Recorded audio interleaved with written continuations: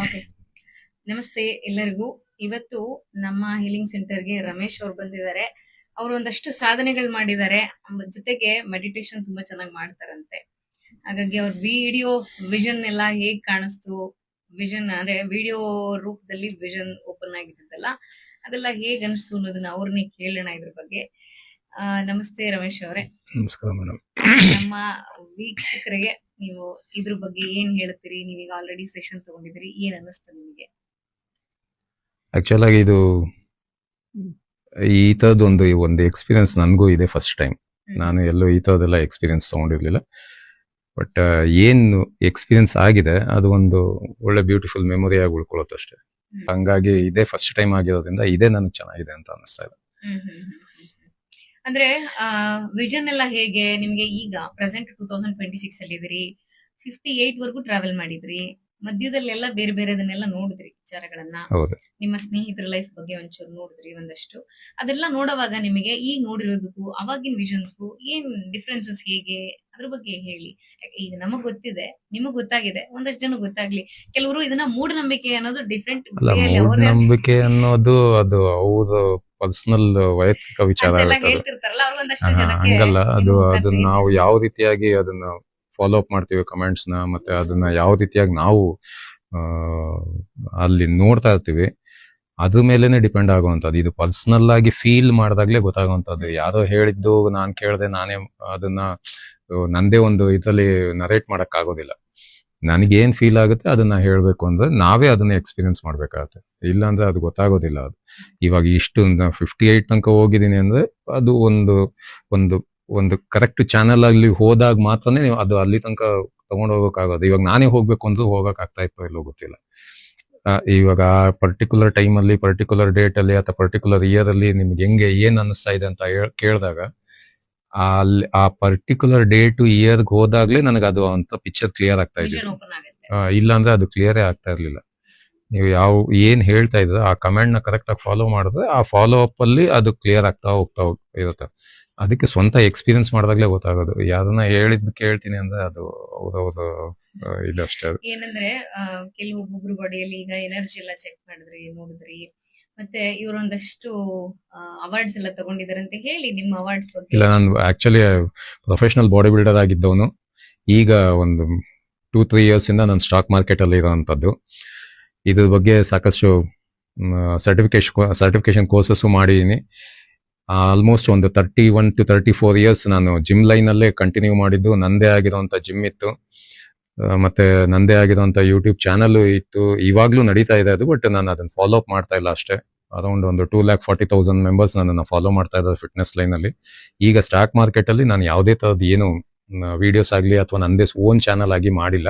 But ತುಂಬಾ ಜನಕ್ಕೆ ನಾನು ಸ್ಟಾಕ್ ಮಾರ್ಕೆಟ್ ಬಗ್ಗೆನೂ ಗೈಡ್ ಮಾಡ್ತಾ ಇದ್ದೀನಿ. ಫಿಟ್ನೆಸ್ ಬಗ್ಗೆ ಯಾರನ್ನ ಕೇಳ್ಕೊಂಬಂದ್ರೆ ಅವ್ರಿಗೂ ಗೈಡ್ ಮಾಡ್ತಾ ಇರುವಂತದ್ದು.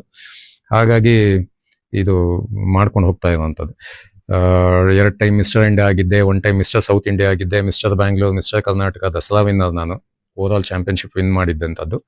ಈಗ ಕಂಪ್ಲೀಟ್ ಆಗಿ ಆ ಲೈನ್ ನ ಬಿಟ್ಟು ಸಾತ್ವಿಕ ಆಹಾರ ತಗೊಂಡು ಈಗ ನನ್ನ ಸ್ಟಾಕ್ ಮಾರ್ಕೆಟ್ಗೆ ಏನ್ ಬೇಕು ಅದಕ್ಕೆ ನಾನು ಫೋಕಸ್ಡ್ ಆಗಿ ಫುಡ್ ಹ್ಯಾಬಿಟ್ಸ್ ಆಗ್ಲಿ ಅಥವಾ ಮಾಡ್ತಾ ಇರುವಂತ ಕೆಲಸ ಆಗ್ಲಿ ಮಾಡ್ಕೊಂಡು ಹೋಗ್ತಾ ಇದೀನಿ. ಸದ್ಯಕ್ಕೆ ಆಧ್ಯಾತ್ಮದಲ್ಲಿದ್ದಾರೆ. ಈಗ ಮೊದಲೆಲ್ಲ ಅಂದ್ರೆ ಮೆಡಿಟೇಷನ್ ಅಥವಾ ಮ್ಯಾನಿಫೆಸ್ಟೇಷನ್ ಏನು ಇರ್ತಾ ಇರ್ಲಿಲ್ಲ, ಮಾಡ್ತಾ ಇರ್ಲಿಲ್ಲ. ಈಗ ಪೂರ್ತಿ ಸಾತ್ವಿಕ ಆಹಾರ ಬಂದಿರೋದ್ರಿಂದಾಗಿ ಎಲ್ಲ ನನ್ನ ಕೆಲ್ಸಕ್ಕೂ ಅದೇ ಬೇಕಾಗಿರೋದ್ರಿಂದ ನನ್ನ ಕೆಲ್ಸಕ್ಕೆ ಇವಾಗ ಸ್ಟಾಕ್ ಮಾರ್ಕೆಟ್ ಅಲ್ಲಿ ಫೋಕಸ್ಡ್ ಆಗಿರ್ಬೇಕು, ಮತ್ತೆ ಫರ್ಮ್ ಡಿಸಿಷನ್ ತಗೊಳ್ಳೋ ಮೆಂಟಾಲಿಟಿ ಬೇಕು ಅಂದ್ರೆ ನಾನು ಅಂಥದ್ದೇ ಫುಡ್ನ ತಗೋಬೇಕು. ಕೆಲವೊಂದು ಫುಡ್ನ ಎಕ್ಸ್ಟ್ರಾ ಆ್ಯಡ್ ಮಾಡಬೇಕಾಗತ್ತೆ, ಕೆಲವೊಂದನ್ನ ನಾನು ಮೊದಲು ಮಾಡ್ತಾ ಇದ್ದಿದ್ದನ್ನ ಬಿಡಬೇಕಾಗತ್ತೆ. ಅಂಥದ್ರಲ್ಲಿ ನಾನು ಸಾತ್ವಿಕ ಆಹಾರಕ್ಕೆ ಬಂದಿದ್ದೀನಿ. ಈವನ್ ನಾನು ಟೂತ್ ಪೇಸ್ಟ್ ಆಗಲಿ, ಸೋಪ್ ಆಗಲಿ ಏನು ಯೂಸ್ ಮಾಡ್ತಾ ಇಲ್ಲ. ಮತ್ತೆ ಮೆಡಿಟೇಷನ್ ಅಂದ್ಬಿಟ್ಟು ಏನ್ ಮೆಡಿಟೇಷನ್ ಮಾಡ್ತೀನಿ, ಬೆಳಗ್ಗೆ 5:30ಗೆ ನಂದು ಮನೇಲಿ ಪೂಜೆ ಆಗ್ಬಿಟ್ಟಿರುತ್ತೆ. ಮತ್ತೆ ಮೆಡಿಟೇಷನ್ ಮ್ಯಾನಿಫೆಸ್ಟೇಷನ್ ಏನಿರುತ್ತೆ ಅದು ಆಗೋಗಿರುತ್ತೆ. ದಿನಕ್ಕೆ ಅಟ್ಲೀಸ್ಟ್ ಒಂದು 2-3 ಟೈಮ್ ನಾನು ಮೆಡಿಟೇಷನ್ ಮಾಡ್ತಾ ಇರುವಂತದ್ದು. ನನ್ನ ಕೆಲಸಕ್ಕೆ ಬೇಕು ಅನ್ನೋದಕ್ಕಾಗಿ ಮಾಡ್ತಾ ಇದ್ದೀನಿ. ಈ ರೀತಿಯ ಮೆಡಿಟೇಷನ್ ಮಾಡುವಂತವ್ರಿಗೆ ವಿಷನ್ ಎಬಿಲಿಟಿ ತುಂಬಾ ಚೆನ್ನಾಗಿರುತ್ತೆ. ಅದಕ್ಕೆ ಇವರೊಂದು ಉದಾಹರಣೆ. ಸೊ ಒಂದಷ್ಟು ಜನಕ್ಕೆ ವಿಷನ್ ಓಪನ್ ಆಗೋದಿಲ್ಲ. ಅವರ ಹಿಂದಿನ ಜನ್ಮದ ಪಾಪಕರ್ಮ ಆಗ್ಬಹುದು, ಪ್ರೆಸೆಂಟ್ ಲೈಫ್ ಅಲ್ಲಿ ಶಾಪನೋ ಇನ್ನೇನೋ ಒಂದಷ್ಟು ಕರಸ್ನೆಸ್ ಆಗ್ಬಹುದು, ಸಮ್ ಬ್ಲಾಕೇಜಸ್ ಆಗ್ಬಹುದು, ಅಥವಾ ಎಮೋಷನಲ್ ಬ್ಲಾಕೇಜಸ್, ಟ್ರಾಮಾಸ್ ಏನ್ ಬೇಕಾದ್ರೂ ಆಗಿರ್ಬೋದು. ಆ ತರ ಕೆಲವು ವಿಚಾರಗಳಿಂದ ಕೆಲವೊಬ್ಬರಿಗೆ ವಿಷನ್ಸ್ ಓಪನ್ ಆಗೋದಿಲ್ಲ. ವಿಷನ್ ಚೆನ್ನಾಗ್ ಆಗ್ಬೇಕು ಅನ್ನೋರು ಮೆಡಿಟೇಷನ್ ಅಲ್ಲಿ ಇದ್ದಂತವ್ರಿಗಾದ್ರೆ, ಸಾತ್ವಿಕ ಆಹಾರ ಅಂತ ಹೇಳಿದ್ರು ಆಲ್ರೆಡಿ, ಅಂತವ್ರಿಗೆಲ್ಲ ಸ್ವಲ್ಪ ಈಸಿ ಆಗತ್ತೆ ಎಲ್ಲವನ್ನು ತಿಳ್ಕೊಳ್ಳೋದಕ್ಕೆ. ತುಂಬಾ ಹತ್ತಿರದಲ್ಲಿ ಎಕ್ಸಾಕ್ಟ್ ಆಗಿ HD ಕ್ವಾಲಿಟಿಯಲ್ಲಿ ನೋಡ್ಕೊಂಡು ಬಂದಿದ್ದಾರೆ. ಸೊ ಒಂದಷ್ಟು ಜನ ಮೂಢನಂಬಿಕೆ ಅಂತ ಹೇಳ್ತಿದ್ರಲ್ಲ, ಈಗ ಇದಿಷ್ಟೆಲ್ಲ ನೋಡಿರೋಂಥವ್ರು, ಗೊತ್ತಿರೋಂಥವ್ರು ಒಂದಷ್ಟು ಹೇಳಿದ್ರೆ ಅದು ಸ್ವಂತ ಇನ್ನೊಂದಷ್ಟು ಜನ ಎಕ್ಸ್ಪೀರಿಯನ್ಸ್ ಆದೇನೆ ಗೊತ್ತಾಗದು, ಸುಮ್ನೆ ಯಾವ್ದೋ ತುಂಬಾ ಹೇಳೋದು ಗೊತ್ತಾಗಲ್ಲ. ಬುದ್ಧಿವಂತರಿದ್ದೀರಿ ನೀವು, ಪುರ್ಸೊತ್ತ ಕುತ್ಕೊಂಡಿರ್ತೀರಿ ಕಮೆಂಟ್ ಹಾಕೋದಕ್ಕೆ. ಬೇರೆಯವ್ರ ಲೈಫಲ್ಲಿ ಏನೋ ಸಮಸ್ಯೆ ಇದೆ ಅಂದ್ರೆ ಅದನ್ನ ರೆಡಿ ಮಾಡ್ಕೊಡೋಕಂತೂ ಆಗಲ್ಲ ನಿಮ್ ಕೈಲಿ. ಬಟ್ ಚೆನ್ನಾಗಿರೋದನ್ನು ಹಾಳು ಮಾಡುವಂತ ಕೆಪಾಸಿಟಿ ನಿಮಗಿದೆ ಅಂತ ನನಗೆ ಗೊತ್ತಿದೆ.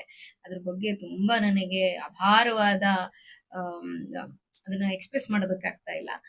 ಸೊ ಈ ತರ ಎಲ್ಲ ಇರೋರು ಒಂದಷ್ಟು ಜನಕ್ಕೆ ನಮ್ ತರ ಸ್ವಲ್ಪ ಪೆದ್ರು ಅಂತಾನು ಇಟ್ಕೋಬಿಡಿ. ನಿಮ್ಮಷ್ಟು ಬುದ್ಧಿವಂತಿಕೆ ಇಲ್ಲ ನಮಗೆ. ನೀವ್ ಹೇಳೋದನ್ನೆಲ್ಲ ಒಂದಷ್ಟು ಜನಕ್ಕೆ ಅವ್ರಿಗೆ ಇವ್ರು ಹಿಂಗೆ ಕೆಲವ್ರು ಕಮೆಂಟ್ ಹಾಕಿರ್ತಾರೆ, ಅವ್ರಿಗೆ ಹೋಗಿ ಇನ್ನೊಂದು ಕಮೆಂಟ್ ಹಾಕ್ತಾರೆ, ಇದನ್ನೇನೋ ಮಾಡಿ ಅಂತ ಸಜೆಷನ್ ಕೊಡ್ತಿರ್ತಾರೆ. ಸೊ ನಾನು ಆಲ್ರೆಡಿ ಹೇಳಿರ್ತೀನಿ ತುಂಬಾ ಜನಕ್ಕೆ, ಏನೇ ಸಮಸ್ಯೆ ಇದ್ರು ಮೊದಲು ಮೆಡಿಕಲ್ ರಿಪೋರ್ಟ್ಸ್ ತಗೊಂಡ್ ಬರ್ಬೇಕು. ನೀವು ಮೊದಲು ಹಾಸ್ಪಿಟಲ್ಗೆ ಹೋಗಿ ಅಲ್ಲಿ ಮೆಡಿಕಲ್ ಚೆಕಪ್ ಆಗಿ, ಅಲ್ಲಿ ಸುಮಾರು ವರ್ಷಗಳಿಂದ ಸಮಸ್ಯೆನಲ್ಲಿ ಇದ್ದು ಏನು ಸಮಸ್ಯೆಗೆ ನಿಮಗ್ ಪರಿಹಾರ ಸಿಕ್ಕಿಲ್ಲ ಅಂದಾಗ ಮಾತ್ರ ನಮ್ಮ ಹತ್ರ ಬನ್ನಿ ಅಂತಾನೆ ಕರೆಯೋದು. ಇಲ್ಲಿ ನಾವ್ ಯಾವ್ದನ್ನು ಇನ್ಫ್ಲೂಯೆನ್ಸ್ ಮಾಡೋದಿಲ್ಲ ಅಥವಾ ಯಾವ್ದನ್ನು ಪ್ರಮೋಷನ್ ಕೂಡ ಮಾಡೋದಿಲ್ಲ. ನಿಮ್ಮ ಮನಸ್ಸಿನಲ್ಲಿ ಏನ್ ವಿಕಾರತೆಗಳಿದೆ, ಏನ್ ಸಮಸ್ಯೆಗಳಿದೆ, ಏನು ದುಃಖ ನೋವುಗಳಿದೆ, ಅದನ್ನ ಹೊರಗಡೆ ಹಾಕ್ತಿರಿ ನೀವ್ ಇಲ್ಲಿ ಬಂದು. ಅದನ್ನ ಆ ಕೆಲವೊಂದ ಸೈನ್ಸ್ ರೀತಿಯಲ್ಲಿ ತಗೊಳ್ಳೋಂಥವ್ರು ಸೈನ್ಸ್ ಅಲ್ಲೂ ತಗೋಬಹುದು. ಆಧ್ಯಾತ್ಮದ ಟಚ್ ಇರತ್ತೆ. ಸೊ ಇದು ಈಸಿ ಆಗತ್ತೆ. ನಮ್ಮ ಅಧ್ಯಾತ್ಮದಲ್ಲಿ ಆಗದೆ ಇರುವಂತದ್ದು ಏನೂ ಇಲ್ಲ. ಭಗವಂತ, ನಮ್ಮ ಸನಾತನ ಧರ್ಮ ಬಂದಿರೋದೇ ನಂಬಿಕೆಯಿಂದ. ನಂಬಿಕೆ ಅನ್ನೋದನ್ನ ಇಡಬೇಕು ಯಾವುದೇ ಒಂದು ವಿದ್ಯೆನಲ್ಲಾಗ್ಲಿ. ನಾವ್ ಅದನ್ನ ಇಟ್ಟಿದೀವಿ, ಆ ನಂಬಿಕೆಯ ಮುಖಾಂತರ ನಡೀತಾ ಇದೆ. ಒಂದಷ್ಟು ಜನಕ್ಕೆ ಆಲ್ರೆಡಿ ಒಳ್ಳೇದ್ ಮಾಡ್ಕೊಂಡು ಹೋಗಿದ್ದಾರೆ, ನಡೀತಾ ಇದೆ. ಇದು ಹೀಗೆ ಮುಂದುವರಿಲಿ ಅಂತ ಭಗವಂತನಿಗೆ ನಾವು ಕೇಳ್ಕೊಳ್ತೀವಿ. ಮತ್ತೊಂದು ವಿಡಿಯೋದಲ್ಲಿ ಸಿಗೋಣ. ಧನ್ಯವಾದ. ಶುಭ ದಿನ.